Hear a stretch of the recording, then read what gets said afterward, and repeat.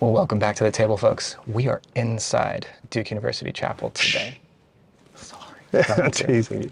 Sometimes it can feel like a library in here. It's a special place. So, One of the main things we hear theologically and also in hymnody, and it's one of Wesley's main theological gift, is his understanding of grace. yeah, But I think sometimes we kind of make grace a mushy thing, a thing where it's just an inclusive kind of all-encompassing grace upon grace. Well, indeed, Wesley said grace for all, yeah, and really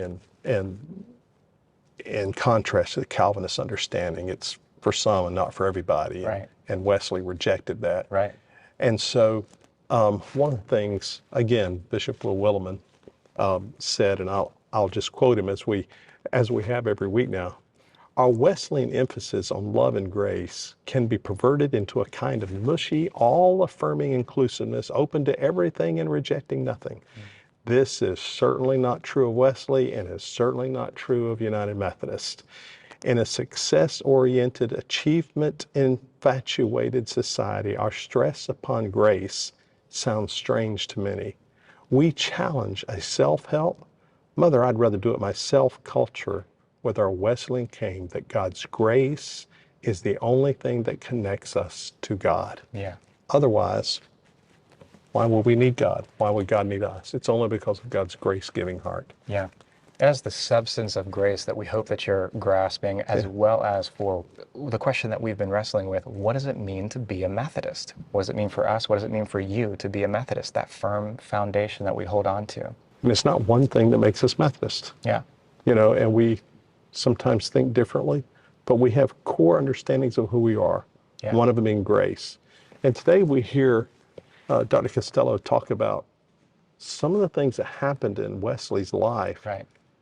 that were really points of grace for him. They were struggles. Yeah. They were thinking about, even if he wasn't thinking about it, he experienced things on the periphery of life, Right. not in a European parish, not in an England, a parish in England, but he comes to Georgia here in the colonies and has a crazy things happen there. But He went to the Moravians in Germany. He wrote letters to his mother. I mean, Yeah. he did not center himself around any of this. No, his life just took on this, one of you guys said it was like an adventure, Yeah. particularly his early life was an adventure. He was all over the place, and that ended up forming his theological understanding, his understanding of church, Yeah. his understanding of the impact that the Christ can have, not just inside the parish, but around the world and to the world. And Daniel tells us more about that. So your invitation is to join this adventure and to hear what other places in Wesley's life might be informative to who you are today, too, as a Methodist. Let's go. I'd love to know a story of John Wesley that you've heard of, that you've read of, that is just an endearing moment, maybe a funny moment that the rest of us might not have heard before. So many people lift up Susanna, his mother, as an important figure. And I think it's really important to stress that she was very much self-taught and very articulate and very thoughtful. Very intelligent. Very much so. And that comes through in some of the correspondence that she had with John when John was a young person. For our young people, We're was a talking letter, about letters, writing back and texting, forth. email. Yeah. And so early on in the correspondence that we have available, John writes to her, and in the ignorance and yet passion of youth, he makes these kinds of arguments that, well, for me looking at them now, I was like, okay, this is a bit amateurish, and just a bit too much, because he's really looking for to be very logical in his faith, and if it can't be logical, it can't be this or that. And then you see his mother reply to him, and we have some of those replies, and she's very wise, and she can be a little stern, but then she goes on to articulate her thought, And when I first read that correspondence and read Susanna in her own words, I was just impressed with this person has an amazing theological mind. She was qualifying what she was saying, backing it up with sources. And then in that moment, it wasn't just that this was a mother-son relationship, but she was a theologian teaching an amateur at a high level. Yeah. And so I think that, you know, Susanna oftentimes gets lifted up as an ideal mother because of the regiment that she exposed her kids to, but I really want to stress that she was also a very articulate, very capable theologian, and that came through when she had to tell John, you know, Rein him in a bit. it's just, it's a bit much, and here are the reasons why. And he came around. Yeah, I would say two. I mean, there could be any number of possibilities, and these may not be the most pronounced ones, but they're important ones for how I understand him. And one would be the Georgia experience, because a lot of people narrate that experience when he came as a missionary to Georgia as a failure. They narrate that experience as a failure because of the circumstances that led him to leave. He had certain goals going into that experience, and they did not materialize, but that doesn't mean that it wasn't consequential, the experience. Yeah. And it was consequential because he was starting to experiment with ideas and forms of communal life as a full-time minister that he hadn't before, right? And so he was learning quite a bit through that experience, and it was very formative. He mentions it as one of the three rises of Methodism, and you can see the love that he has for the people. He's learning different languages to be able to minister to them. So he has some capacity with, I believe it's Italian and with German, with Spanish even. I mean, because he's attending to the needs there. And so I think he comes into his own pastorally, at least starts to, in the Georgia experience. Wow. And I would also highlight his experience in Germany. So once he returns from Georgia to England, he takes a trip to Germany to visit the Moravians and Count Zinzendorf. And I think that was a very impactful experience as well, because he had certain ideas about who the Moravians were and had certain ideas of how to organize small groups. And going to Germany and seeing the experience that was there with the Moravians, seeing how they dealt with their communal life, the models of small groups that they were using, I think that was very impactful too, in terms of energizing the models of organization that he was starting to develop. So as you see things and are able to imagine it could be different, oh, they do things this way, there's a sophistication that evolves as a result. So I think the experience he had in Germany was very powerful to help him develop his sense of small groups and the societies and the bands and the classes that he came to develop, and that Which became were characteristic. totally revolutionary. Yeah, Absolutely. Particularly for England. Yeah. And then subsequently for those of us here in the States that we may not even realize. Well, it's still today. Yeah. Yeah. Yeah. Very much so. So if you will talk some more about the impact he had, I want to say politically, but I don't want to be, that is too narrow, because he really changed the game in the country of England at the time, because, and I could be totally wrong here, and you can correct me on film, but it seemed to be politically that he was living in an era that was polarized. You had wealth and you had poverty, you had people in need, you had arguments about how to meet those needs and all this sort of stuff. You had the French Revolution going on. I mean, there was all kinds of chaos going on in Europe. Yeah. When Wesley when the Wesleys, I should say, kind of arrive on the scene, what impact did they have?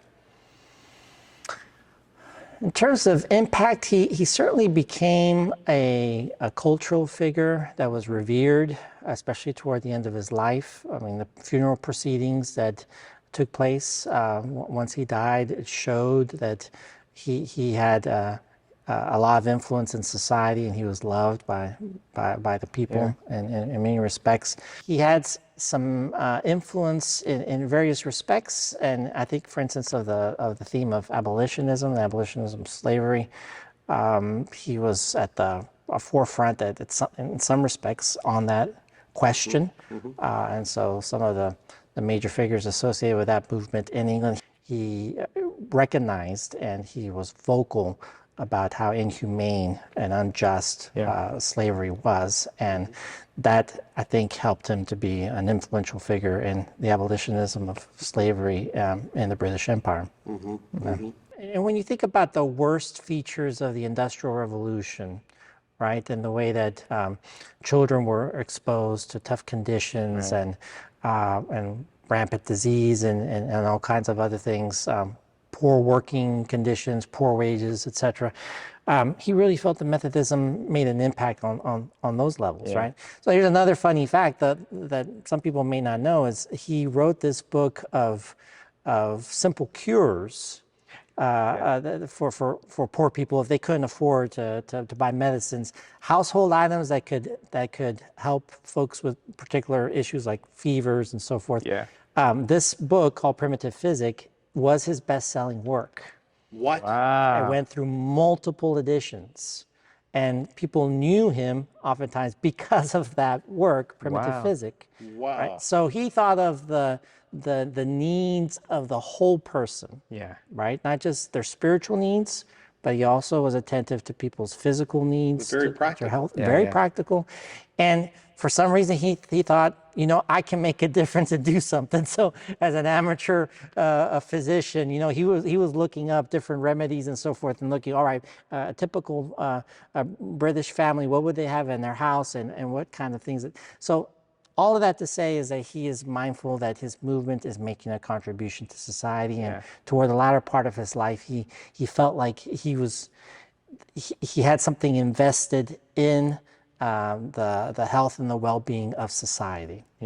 And so it's in that sense, maybe that's something that we can reclaim, right? That it wasn't just strictly spiritual or just strictly religious or ecclesial, but he really was mindful of the whole needs of people and looking for ways to attend to them. And I think that's a beautiful legacy that we can still live into today. Personal all the way through communal. Yes. That's right. What's the biggest impact that the Wesleys had upon Daniel Costello?